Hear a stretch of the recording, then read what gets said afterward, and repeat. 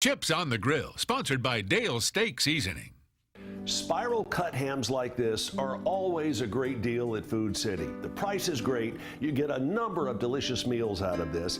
And with the leftovers, you can do a lot of different things. Ham salad, sandwiches, and the bone that's left in here makes a delicious soup stock or a great way to cook some black-eyed peas.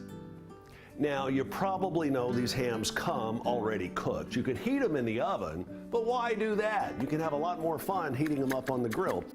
First, just grab a handful of cloves, stick them in throughout the ham. Whole cloves.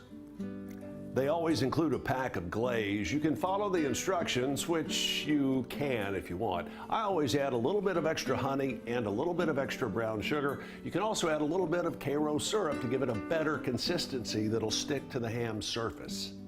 If your grill has an offset deflector plate system, use that. If not, just build your fire on one side of the grill, and then you're ready.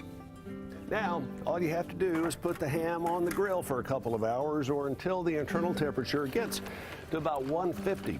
You also want to throw on a handful of wood chips. And remember, since this ham is already smoked, you don't want to use a really heavy wood like oak or hickory. Here today, we're using apple.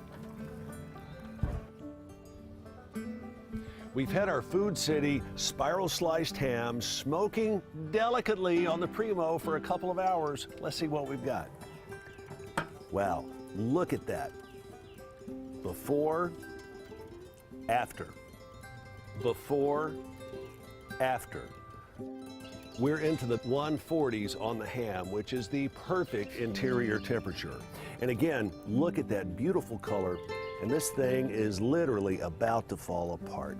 It's quick, it's easy, hardly any time at all, and believe you me, it is absolutely delicious. I'm Chip, and that's Chips on the Grill. Chips on the Grill, sponsored by Dale Steak Seasoning.